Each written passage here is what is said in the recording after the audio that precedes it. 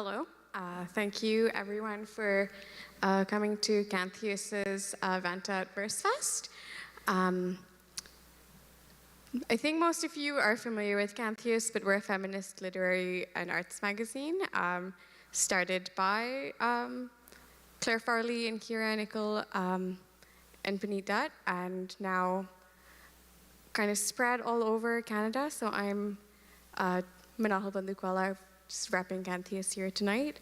We have a very exciting lineup of 4 readers. We also did a panel earlier this afternoon with 2 of the readers, Natalie Lim and Sanawani, and they're now joined by Connor Clayton and Danny McLaren. This event is live streamed, and I think the panel, the recording is also available if you're curious and want to watch on your own time. Our first reader will be Connor Clayton, who released her second book, But the Sun and the Ships and the Fish and the Waves, in 2022.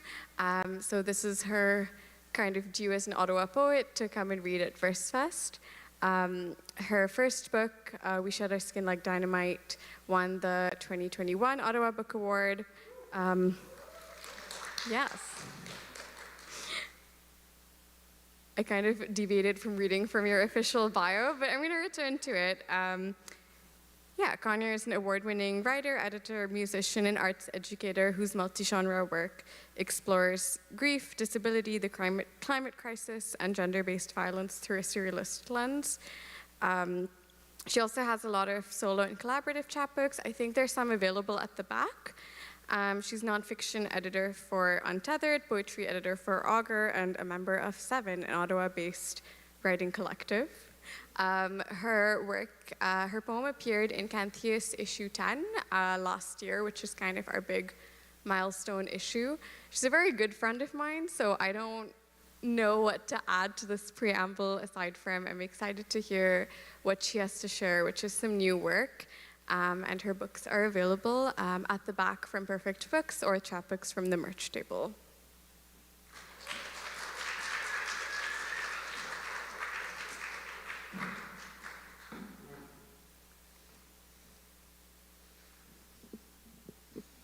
Hi, everyone. I'm really excited to be here. I thought I would start by reading my poem that was in issue 10 of Canthius. That was edited by Sanawani. And it's called In the Box of Jewelry We Went Through When Our Mother Died. In the box of jewelry we went through when our mother died, there were many gold hoop earrings, but none of them matching. There was a gold watch and pearls and a ring with our birthstones. There was a gold coin necklace she wore almost daily. I draped it over the box where her urn lived, the back of a shelf by the bathroom. This was the degree of visibility I could manage in those early months. I only wanted to display what she'd chosen to show the world. Remember her neck, glinting and sparkly. I think an old friend stole the necklace and sold it for cocaine. My mother's memory became something to crush and snort, coin for coin. I cried, telling my sisters that I lost what they trusted me with, that I lost trust in who I trusted. So I'm actually not going to read any poems from either of my books. I'm going to just read one very long poem for the rest of my set. That is a new poem called Kneeling in Our Name, and I'm going to ask Nathaniel Larochette to accompany me for the rest of my set. Nathaniel is an amazing musician. He plays in muskox and has some great solo works as well that you should check out. While he's setting up, I'll just give a bit of context for this work. So this is from a new manuscript that I'm working on that explores disability and illness and grief, and my mother's experiences and mine and the way that they intersect and overlap. Yeah, and my name is Conyer. My mother's last name was Conyer, so she gave me her name as my name. So that's just a bit of context for the title, Kneeling in Our Name. This poem begins with an epigraph by Ursula Anjakar Olsen. I'm sorry if I butchered the middle name there. But from Third Millennium Heart, translated by Katrine Ogard Jensen. It's a really incredible book that I suggest you check out. So the first thing I read in this will be a quote from that book before I continue on. Good. Just gonna have a sip of water before I start, because I will not get to have a sip of water for the rest of this.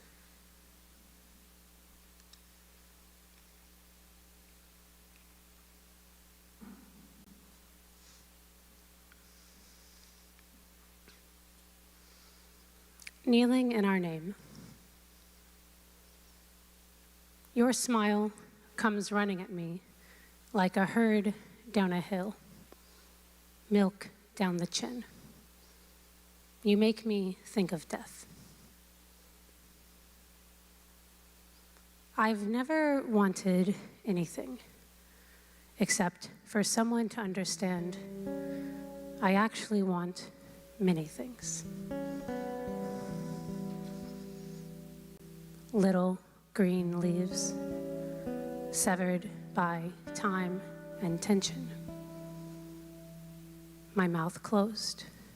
Our name, our wanting. A dry window. The carpet, a body, a lake. The terrible unity of wanting and the refusal to express it.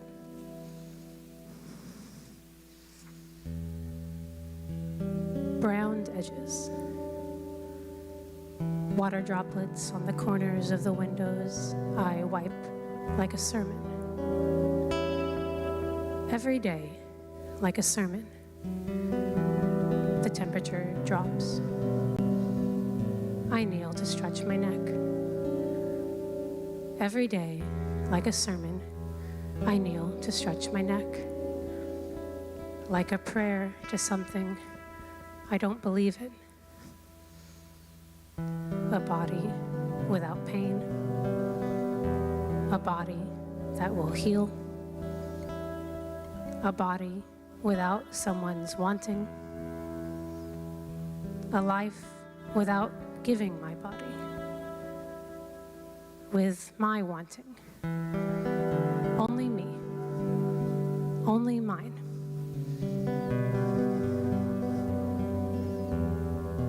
Every day, water droplets on my edges. I dab my face with oil, shove Vaseline into my nostrils.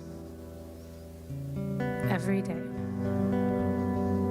I want to erase some years. Kneeling pain, water wanting. A clear vision of leaves looking through the dry window. A lake with no water and me at the center, kneeling, wanting nothing.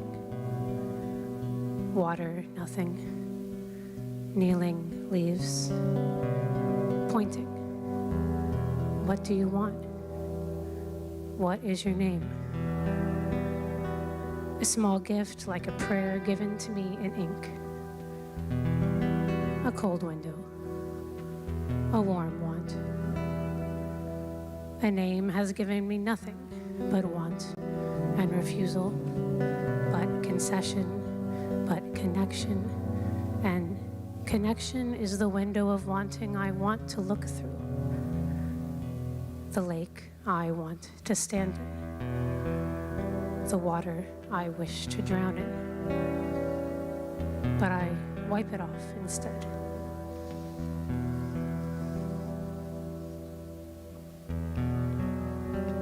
My mother's name is mine, and buried in my throat.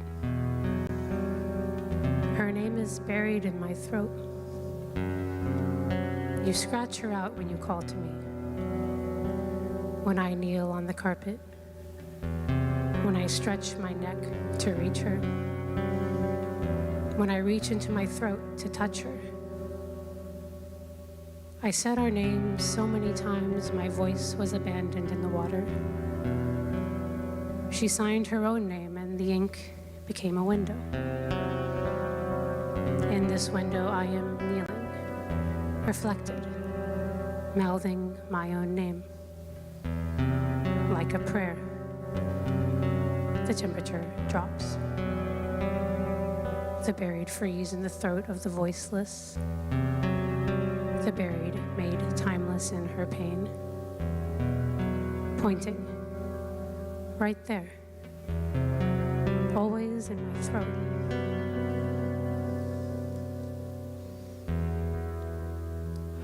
My throat is a shitty chain restaurant. Yellow queso, underripe tomatoes, Tostitos, cinnamon rolls, Jack and water, bourbon, Everclear. My throat is your turn, white ceiling, on top, not knowing, riding a bus as the sun comes up, riding a bus next to the clear water. A sincere hug, nice to meet you, blood in the shower water. My voice is her eyes blank and shiny years later when I told her, when I repeated myself. My voice is me not wanting to repeat myself because my voice is tired, because her eyes are blank and shiny, because she does not understand. My throat is red because my fist pushed into my diaphragm with religious fervor, because my esophageal sphincter was a willing party to the loosening. My throat hurts because of Eggos with peanut butter and syrup, cocoa pebbles and fruity pebbles, sprinting 4 miles on the treadmill after flushing and flushing and flushing and flushing. My hurt is kneeling on the carpet, in front of the toilet, in front of the man, in front of her bed, in the back of the mirror. My voice is unremembering the prayer of my kneeling, the hushed harsh redness of my skin. My voice is quiet. She was sleeping for so long. Right here. It hurts right here when I talk about it. Pointing, the muscles. It doesn't matter how I kneel, who I kneel to, where I paddle. The water won't flush it away. The sunlight, the acid, the burning, the eyes, the pills I took from those strangers those times.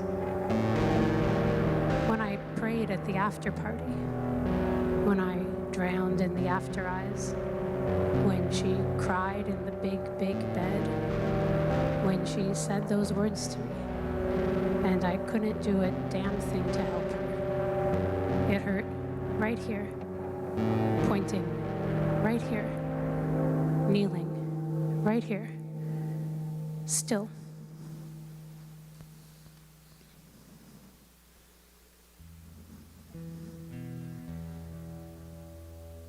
I take the pill they tell me to 30 minutes before 2 meals a day.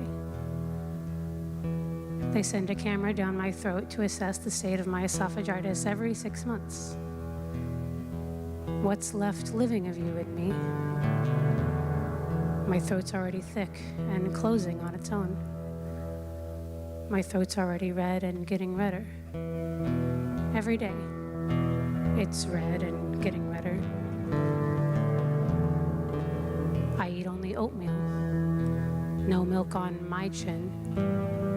Plain tofu, nothing red.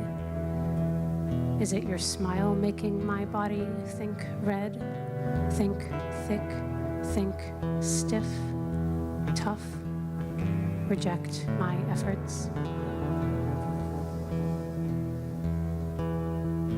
Your smile makes me think of death because you are dead, and this fact is making me red. Your deadness, unable to verify facts, produce their swelling. If you were less dead, I'd wipe the milk from your chin, the crackers, the peanut butter from your collar.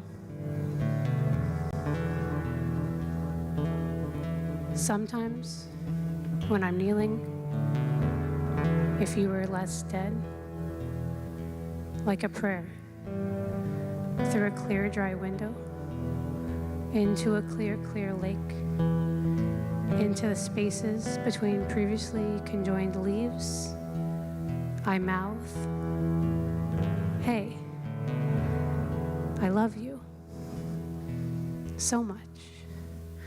You were so good to me. You are so good. But that time when you couldn't hear me, it was hard, really sticky for me, really real.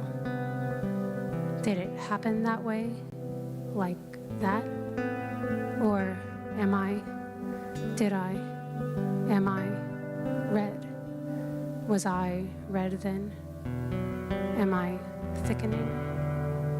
Are we red together? Were you red then too? Is your smile red? Did it redden me? I, you, me, you, we together, red together, red, red, tomorrow, red, forever, red and redder, always red. It's milk you're supposed to drink, they say, but it doesn't work for me. Only facts, and I can't have them. Only water, and I can't stand in it. Only photographs, dead memory, falling alone from the chair in the closet, reaching for something, cracking a rib, looking for me through a window, smiling as you tell me how it happened.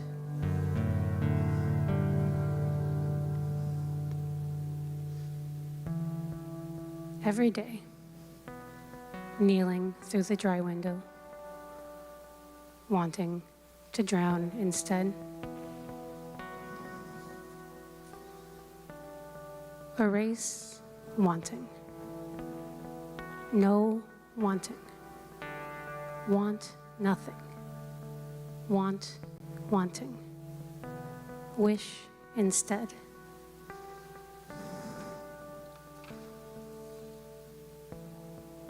Every day. Every day. What do you want? Nothing but to stand. Thank you.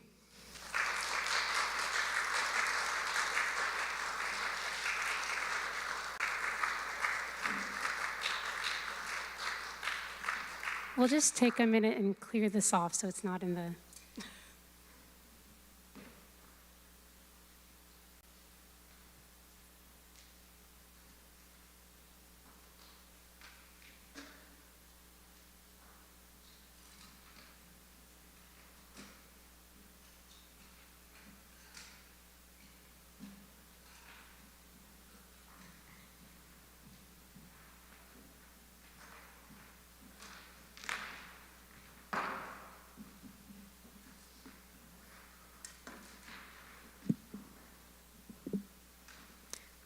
Although Conyer did not read from her books, they're both fantastic. And just like to say again, they're available at the book table at the back.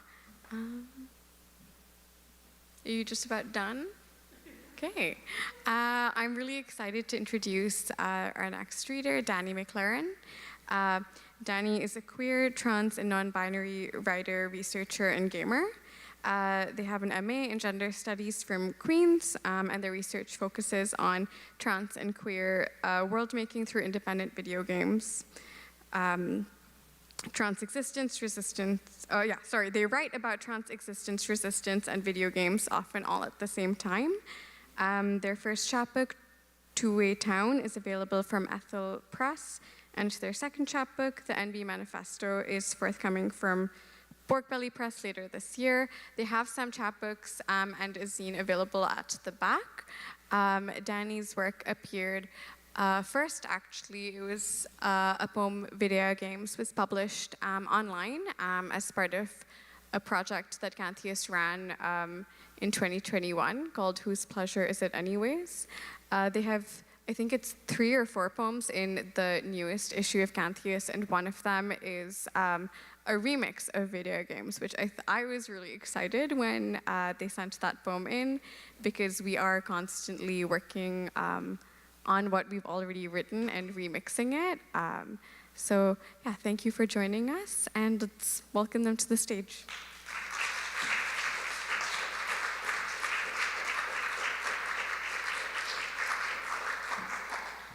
Hi, thank you so much. I'm just gonna put my water bottle down. Yeah, thank you. I'm actually gonna start with those 2 poems that were just mentioned.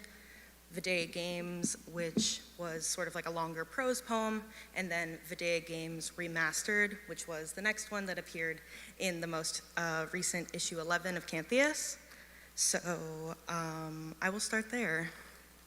And then I will probably most definitely continue those video game themes that you heard about in my bio through these 2 poems and then into a few others. So you'll get that like trans, queer video game experience from me, which is like pretty much always what I'm serving. So here I am to bring it to you today.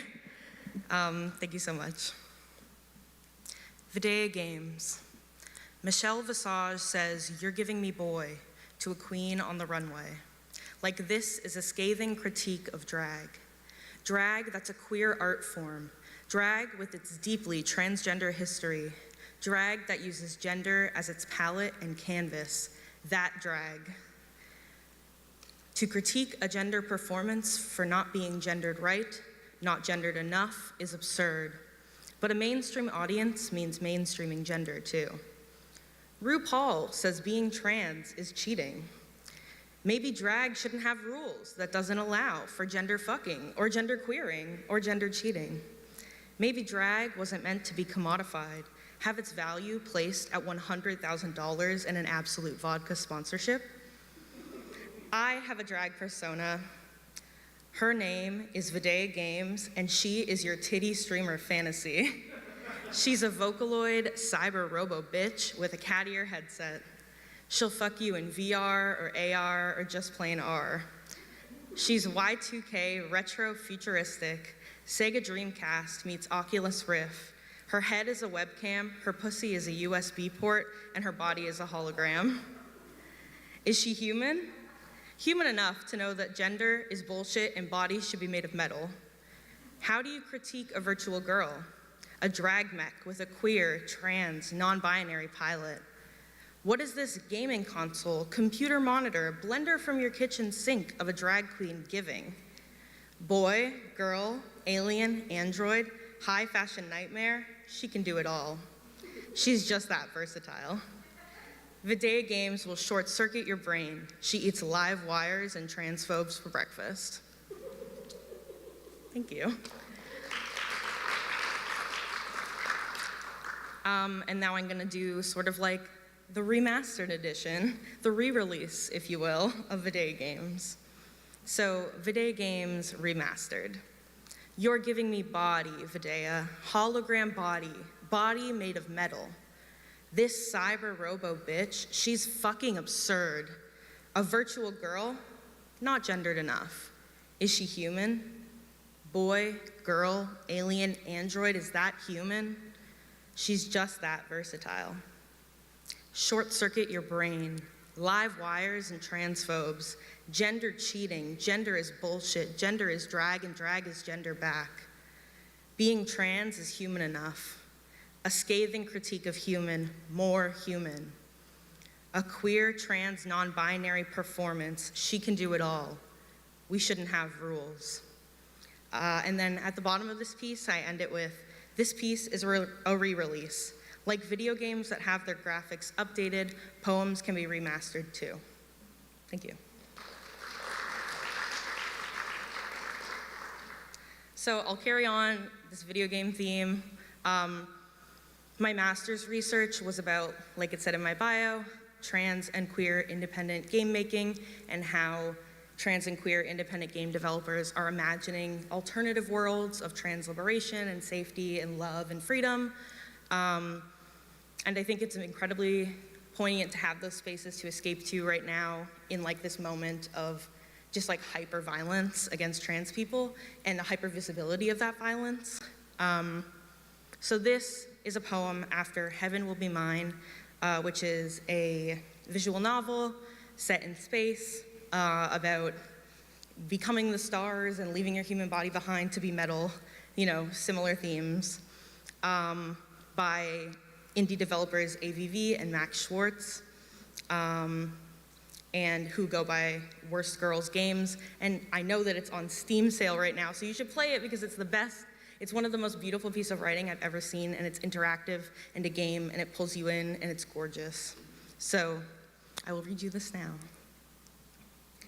Fight like you don't have a body, like you don't hate your body. Fight your way into a new body. A body made of ideals and stardust. A science experiment of a girl, she who escapes definition, just as she escapes the pull of gravity. No force in heaven or earth can hold her to a form that isn't hers.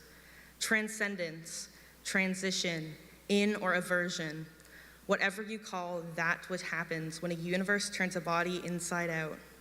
Just short of 100% human and we're irreconcilably different. Transhumanity is a body that melts into the endless universe. But I'm still fighting for that metallic, ephemeral body and a future that is won against the unrestrained weight of the world. Thank you.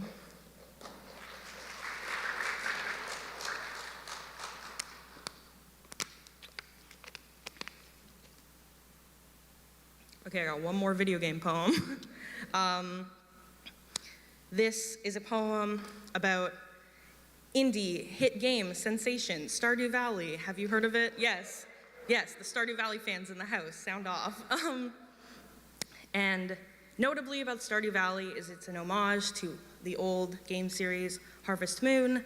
And Harvest Moon is an old game, and it's about having a farm and falling in love and having children. It's very heteronormative, and you cannot, the social systems of the game do not allow you to marry characters of the same gender in the way that you can marry characters of opposite genders. But Stardew Valley, like, none of that matters. You can marry any of the eligible bachelors regardless of gender. So this is a poem sort of like about that shift and what it meant to me to play Harvest Moon as a child and as a queer adult to play Stardew Valley. This is called Harvest Moon is Finally Gay and I Finally Get the Girl. I used to play Harvest Moon in my basement and imagine the things the characters couldn't say. We were friends, beyond the social systems and the accumulation of hearts. We were more, stolen moments behind the barn, 2 digital femme frames, touch just out of reach. She would say, "Oh wow, you're giving this to me." It would mean you're the only one who understands. Behind the screen of a CRT, there's a girl. There's a whole world inside. But there's always code in the way. I marry the craftsman for the achievement and the loneliness of an empty farmhouse. In the intervening years, there are other games, other loves, but none are quite the same.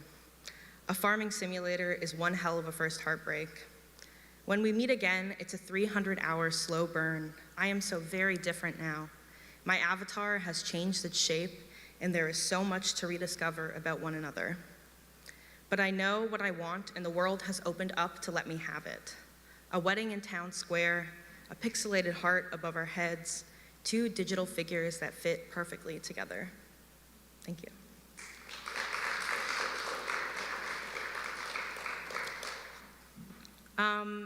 This is an older poem of mine about trans body and trans longing and trans joy.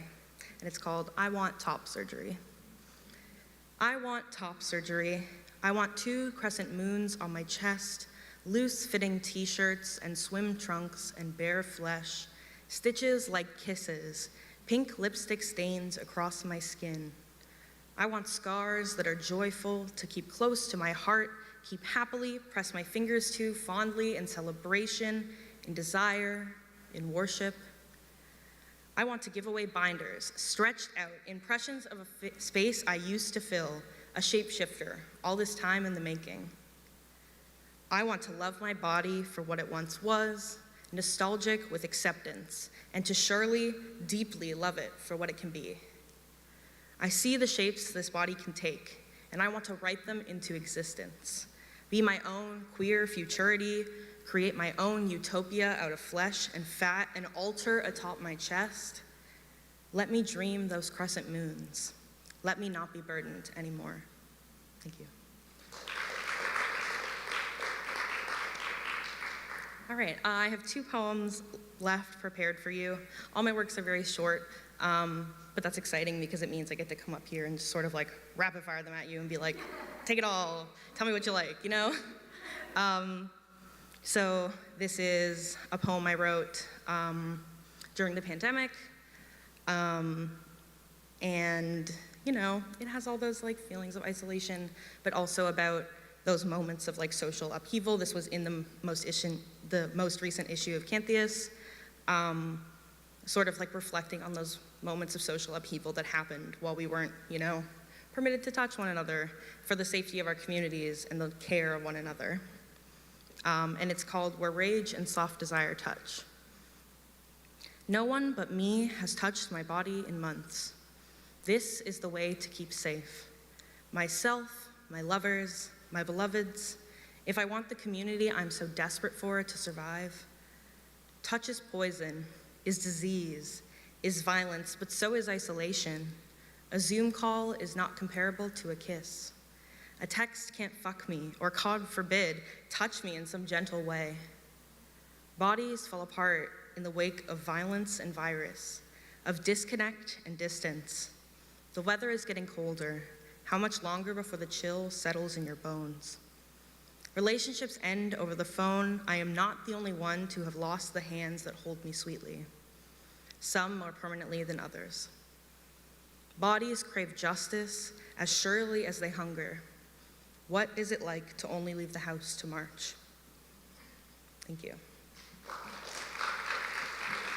And this final poem, let me have a little bit of water first.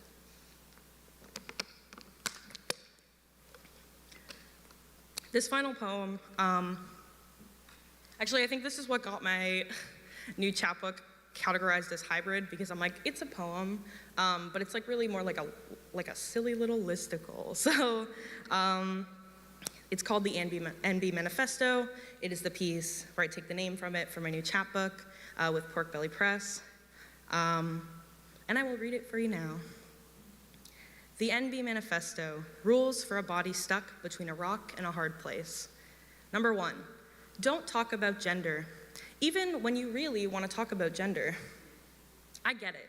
You think your gender is pretty neat, that it is electric, is fascinating, is probably what it feels like to shoot straight dopamine into your veins, is better than, but also sometimes an impediment to having sex. You think your gender fucking rocks. So do your trans friends. So do the blue hair androgyns on public transit. So do I. I really, really do. But cis people don't. 2, you don't have to talk about gender. No, sorry, 2, you have to talk about gender even when you really don't want to. Cis folks have a lot of questions about your gender, your body, and here's where they'll look a little embarrassed, maybe even point to your junk. ... parts.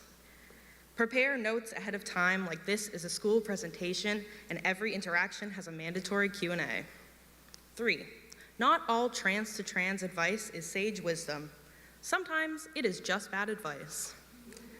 4, clothes are important. They're tools for survival. They're borderline divine. Getting dressed should take you at least 45 minutes so you can change your shirt 3 times, experiment with a French tuck, cuff and uncuff and recuff your jeans. Shift your boobs around under your binder until you're flat-ish. You will always be late, but you'll look ethereal, ungenderable, and hot as hell itself. 5, if you change your name, choose one of the following. A reclaimed nickname. B, a type of plant. C, a character from your favorite video game. D, any one-syllable noun. E, an obscure enough reference to a book. F, something astrological. Or G, none of the above. 6, there are no more rules. Survive. Run away from your shitty hometown. Set a cop car on fire. Bake your own bread. Start a lesbian commune. Work on your drag persona. Learn calligraphy. Shoplift from Walmart. Contribute to a community garden. Help an artist make rent. Fall in love with yourself. Live. Thank you.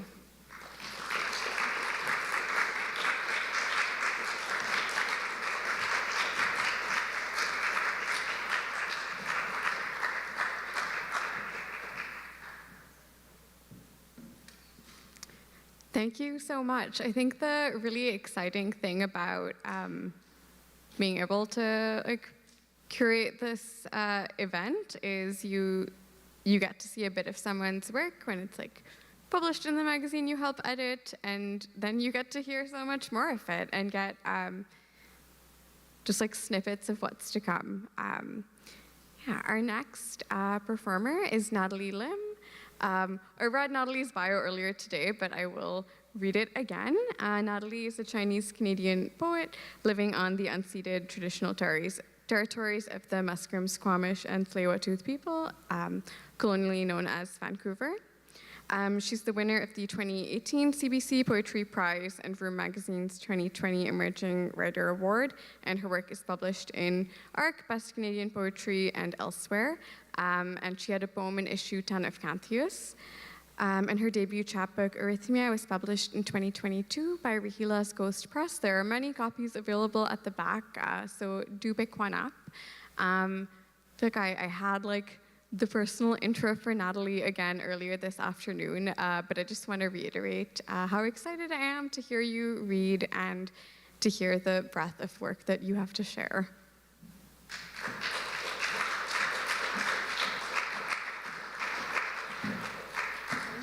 Hill.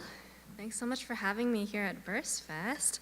And Danny didn't say this, but I think this is their first ever in-person reading. Is that correct? Can we do another round of applause? It is so special to be here with so many incredible readers. Thank you to Canthius for inviting me. Thank you to Versefest for having me. And I wanted to start my set tonight. In the panel earlier, we had this wonderful conversation about a feminist ethic of care. And there's a poem in my chapbook, Eurythmia, that really, I think, reflects this. So I wanted to share it with you. It's called Ode to Commas, and this poem is after a writer named Julie Manel, and she put out this incredible tweet, I want to say 2 or 3 years ago, and I saw it and I was like, I need to write a poem about the tweet, but the tweet was, I hate commas. Commas are just a period without a backbone. And I'd never seen something that I disagreed with more in my life, so I had to write a poem about it. So this is called Ode to Commas after Julie Manel. My lines are long, meandering, melt into each other like sand, not declarative, confident enough. I learned shame in 5th grade, dropping quarters in the slouch jar, while Mrs. McCusker told us about her neighbor, a farmer who bent until his spine stuck that way. She said he looked at the ground forever. What does that say about the girls who learned early that small is safer? Sorry is safer. Girls who celebrate getting home alive or a pleasant first date, who believe we owe this world so much more than it's given us. I learned tenderness from the girl across the bar, who didn't know me but asked if I was okay, learned to lower myself, pat poetry into the dirt, grow it like ivy, tangled, curled inwards, held upright by a trellis of hands offering hugs, tampons, sticks of gum, a place to build. All right. Next up, I feel like I do have to read Eurythmia, so I'm gonna read Eurythmia. It's the title of the chapbook. It was the poem that somehow won the CBC Poetry Prize in 2018, and I'm so grateful. Thank you. I'm so grateful for that poem and everything that it gave me. So here is Arrhythmia.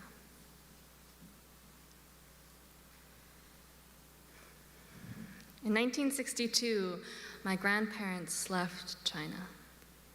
They stood together on the bow of a ship and watched the only shores they'd ever known melt into darkness, owning nothing but each other and the clothes on their backs. No, I'm sorry. That story is a lie. I mean, at least it might be.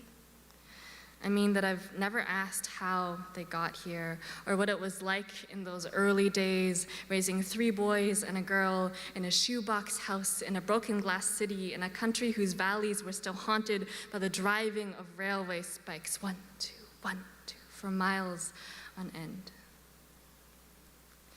When I started school, I stopped speaking Chinese. I still know a little these days, doje and hobao, falling from my mouth to shatter on the dinner table while everyone pretends not to notice. I smile as I pick the shards out of my food, hide them under my napkin, breathe a sigh of relief when the waiter takes my shame away. Sometimes I wonder if my children will do the same. I wonder if my papa feels each stilted conversation like a brick through a Chinatown window, like a slur hurled from a moving car, like 1, 2, 1, 2, for years, for a lifetime, maybe. I miss hearing her call me by my Chinese name. Natalie, she says, each syllable so carefully deliberate as she passes me dishes piled high with chow mein, hen-stuffed dumplings, the best of intentions, and I smile like always, shake my head, thank you, I'm full. Here is a true story.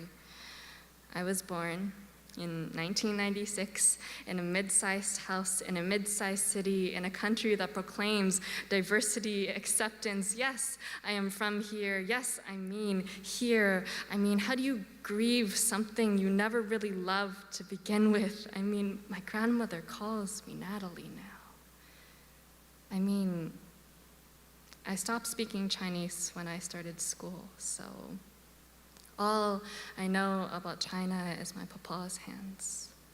The distant echo of her pulse, 1, 2, like shattering, rebuilding, like turning foreign soil into survival, into homemade apple turnovers and summer afternoons in the back garden. Because of you, Papa, I've never gone hungry. Thank you for what you have given. Look at all you have made. Ho bao, Papa, ho bao. Doje. Thank you.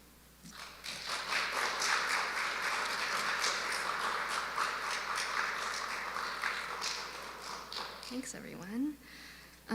Next up, I have a little series. I guess it's like a duo of poems. And these poems came from a couple years ago. I don't remember if some of you remember when the Mars rover Opportunity died. It was on Mars, and then it stopped working, and there was this whole. I felt like there was an entire moment around this where everyone was mourning this robot. And I definitely, I cried about it. And then I was like, why am I crying about the Mars robot? And I had to write some poems, as you do. So this is Elegy for Opportunity after Matthew Rower. On a planet far away, all reddish rock and dust storm, opportunity lies still. This robot who just turned 15, who never knew what a birthday was, who will never understand that there are people on Earth grieving her cold metal frame. There is something so cruel, so human about mourning a being we programmed and exiled to space with no means of returning. We knew she would die one day, alone in a rested sea, but we are tender even in our cruelty, so we grieve. We write poems in her name. Our last message to her was a song. Did you know that? A song. There is nothing lonelier than the little Mars rover, no longer chirping back to base about Earth and rocks and maybe life. Nothing lonelier than us creating things we know we will sing to sleep one day. Nothing lonelier than thinking of that robot, sitting still and silent now on the shores of a planet we promised she could call home. Next up, we have part 2, so creatively titled Elegy for Opportunity Part 2.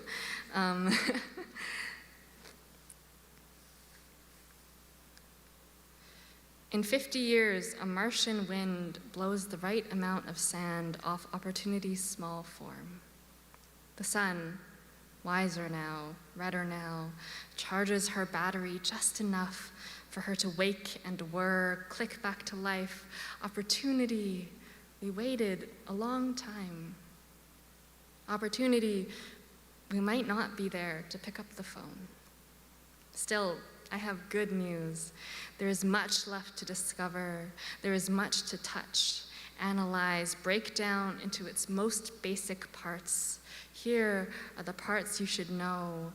1, we didn't mean to leave you. 2, we were coming. 3, we tried. 4, we ran out of time. Can I ask, is the earth still green and blue, or are we rusted over sand and storm just like the planet we sent you to? So few of us got your perspective. So few of us had any perspective at all. I wonder if the songs still rattle in your head. We played them for you while you slept, songs about sunshine and surviving the night, all we ever wanted for you, all we ever wanted. Be honest, will you mourn us, Opportunity? Even after what we did to you and the earth and ourselves and each other, if I listed the isms, wrote down our sins, I could stack those papers into a staircase long enough to lead you back home. And I know you never saw the sins. You never saw the art, the dancing, the other machines we built and named and taught to do what we couldn't, but you heard the music, didn't you? We made so many beautiful things to ease the strangeness of being in these bodies. Did they survive? Did any of them matter? Opportunity, listen, listen. You matter. You have your body back. Go explore and tell us what you see. We'll be there if we can, when we can. The next time you hear from us, we'll be singing. Thank you.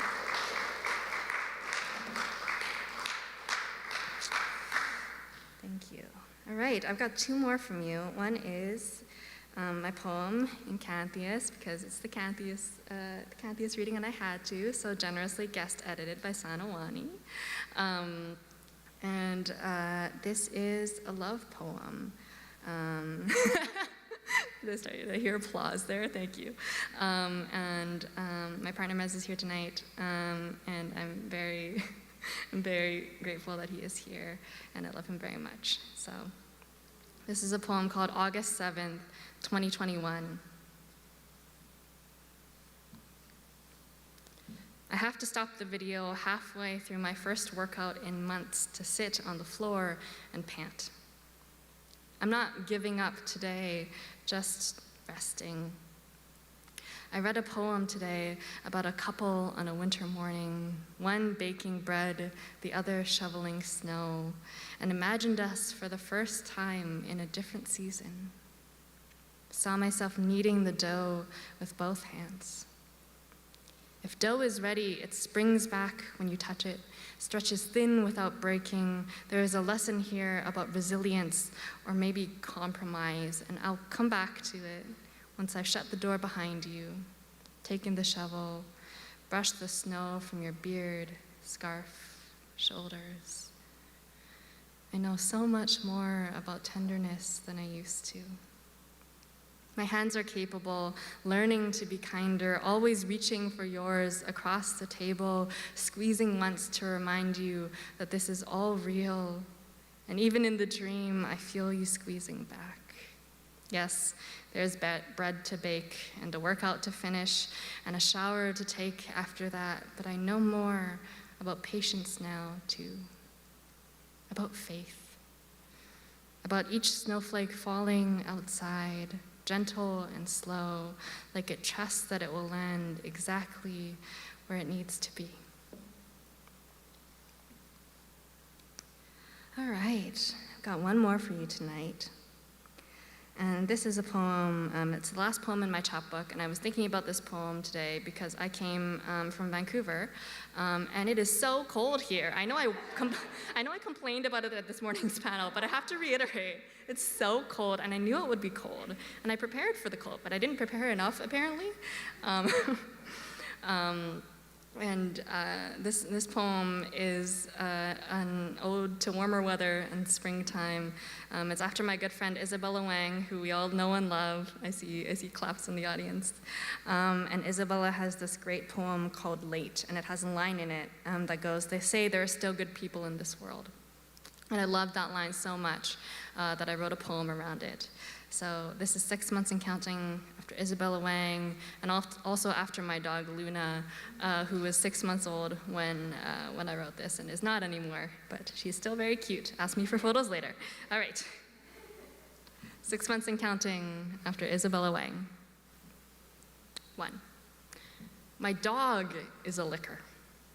Once she sees you, she is all metronome, tail, fish body wiggle, tongue flicking in, out, kissing any part of you she can reach, feet, ankles, arms, face, ears, especially.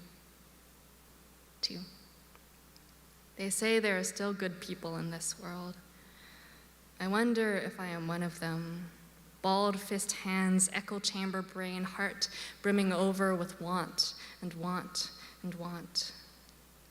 Grief knocks again, old injustice wearing young new face, and I move quickly, douse the fireplace, hide the silverware, the pens, double check the deadbolts. My kettle lies quiet. 3.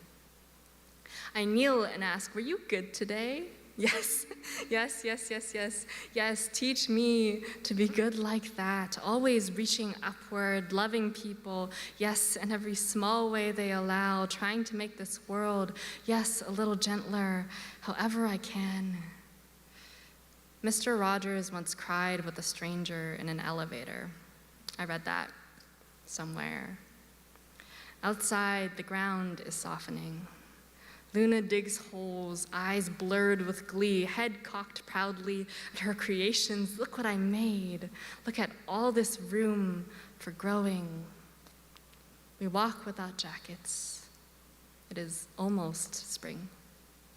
Thank you.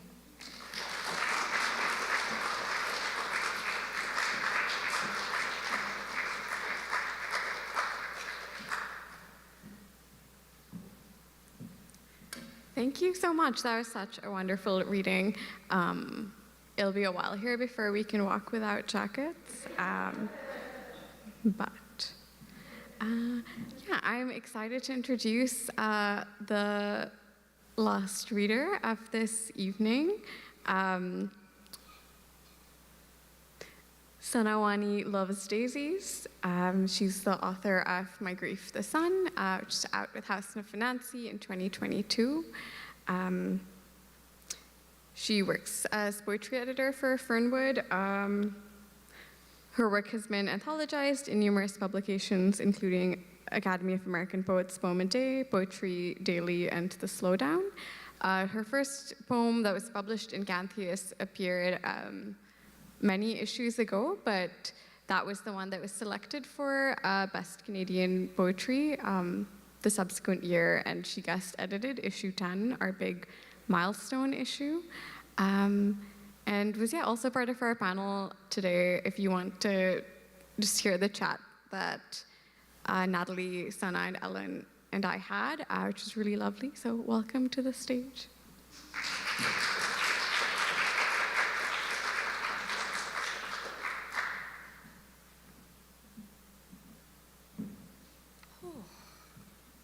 I am tall. You are also tall. You are all three of you are tall. Maybe Connie, I don't know.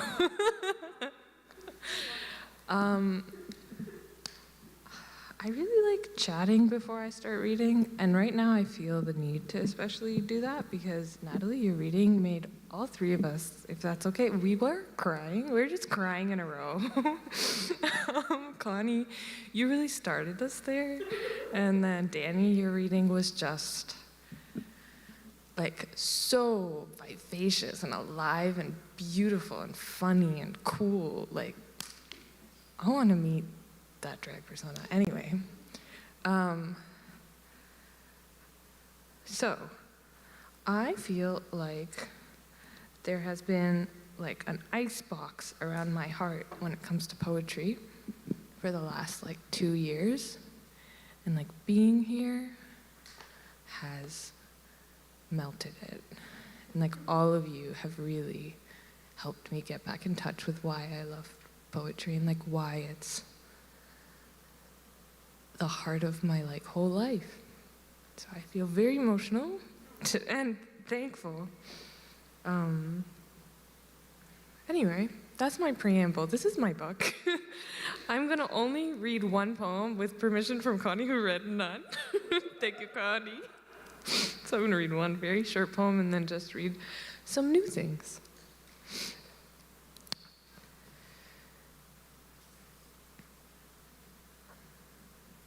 I am listening to the doves coo.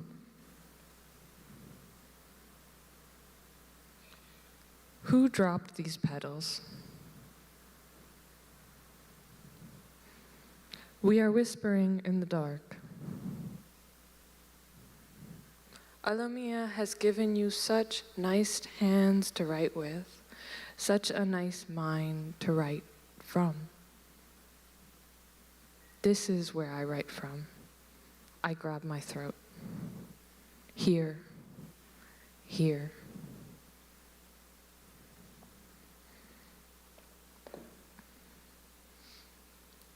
And then I was so moved by what you shared, Danny, with the poem about like not having touched people for so long in moments of upheaval, that I wanted to read something that I've actually never gotten to read.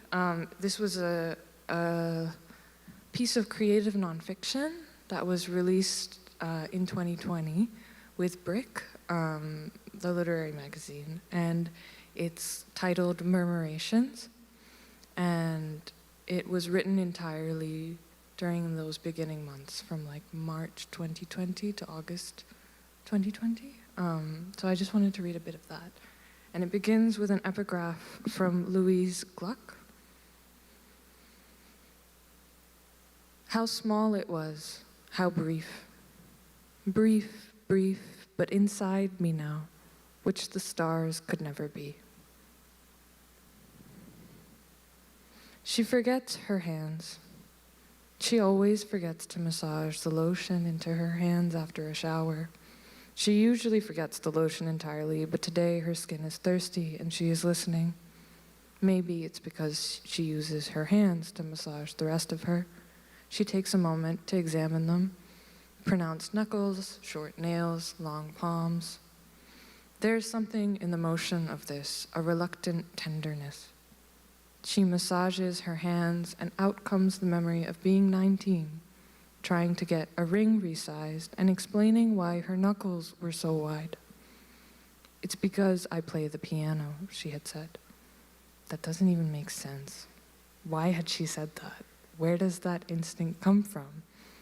To explain away your own body. The jeweler hadn't cared, but his glance told her he didn't believe her. There was something overgrown. They had both noticed. No one has touched her in 3 months. Is the absence printed on her in some way? Vines crawling out of her mouth, like the spider web she walked into face first the other day. She had to pull the whispers out of her mouth. Her mouth. She wonders if the mark is her mouth.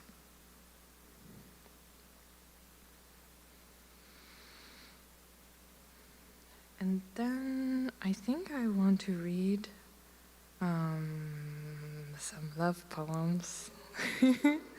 Yes.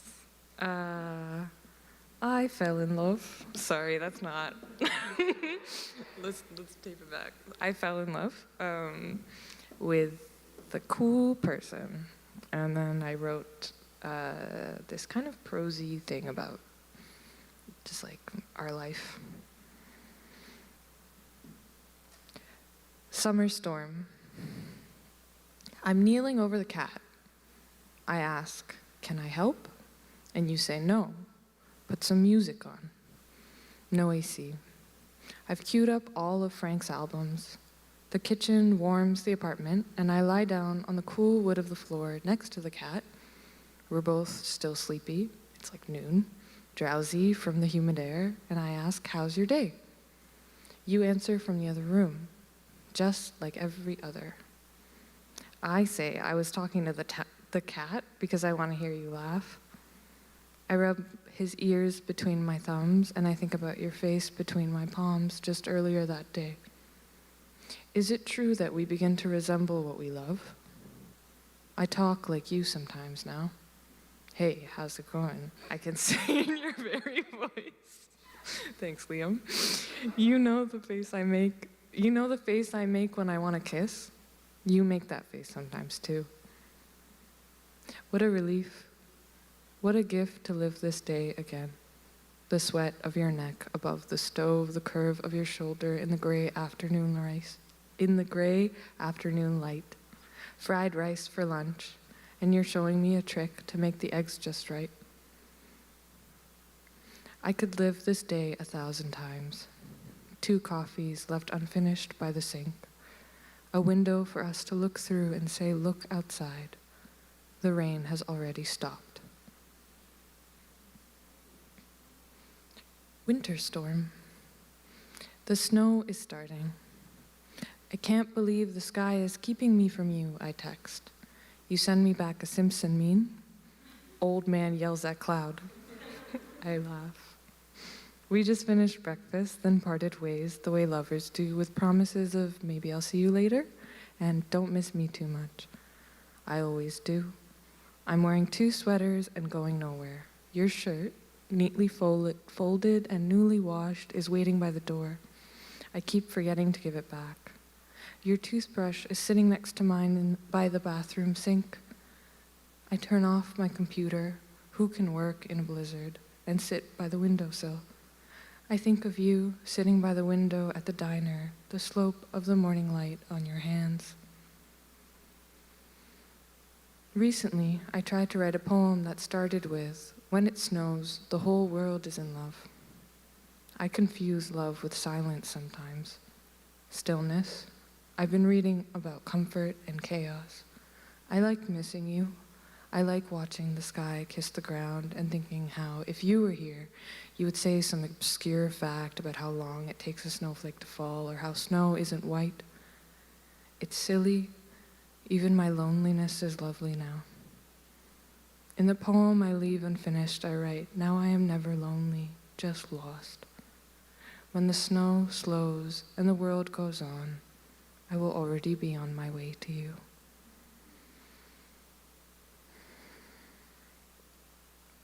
And I think I'll just read one more. This is titled Armageddon.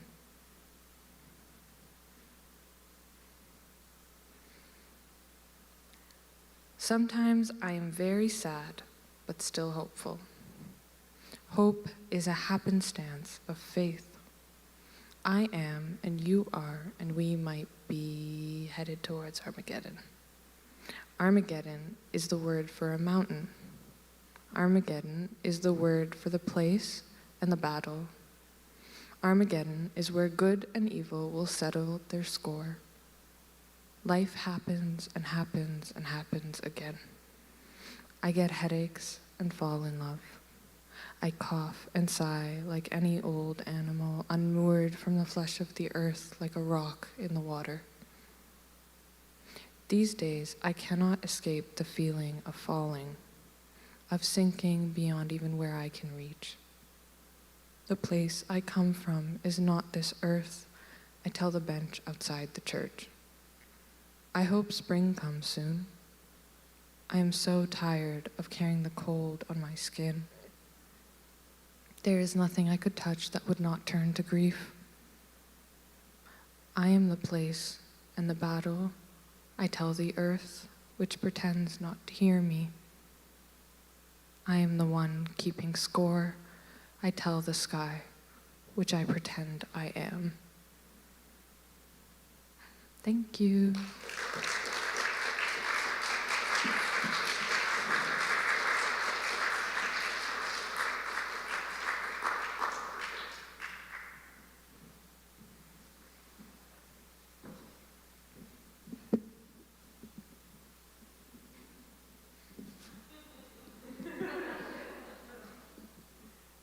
I always hate having to come back up after a reading is done because I just want to sit there and like clap and still like feel the after image of a poet's words.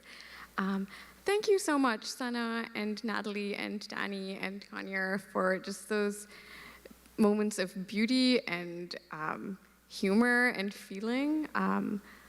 I know I am feeling a lot of things right now. It was really, really wonderful. All the poets have work available at the back. There's also issues of Canthius available, and I think Versefest is having some stuff after. I will let Avonlea come up and announce anything that needs to be announced. But yeah, just thank you so much for being here, and see you around for the rest of the festival, maybe.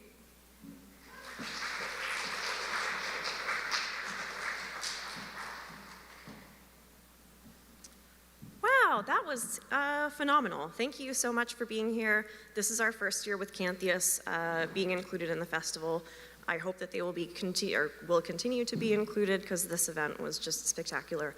Thank you to all of the readers and thank you to everyone for joining us. If you are interested, we have tons of other events happening over the course of the next week, so please check out our website. Canthius issues, I believe, are still available for sale over at the merch desk if you want to pick up any of those or any chapbooks by any of your poets this evening. And finally, you're all invited to come to the hospitality suite. It's at the hotel bar. Cooper's at Embassy Suites Hotel. So that event is happening, basically just casual mixer, free food, that kind of thing. And it's a good chance to just kind of visit, chat with the poets, talk about poetry. So yeah, hope to see you there. Thank you again for coming, and hope to see you throughout the rest of the week. Thank you.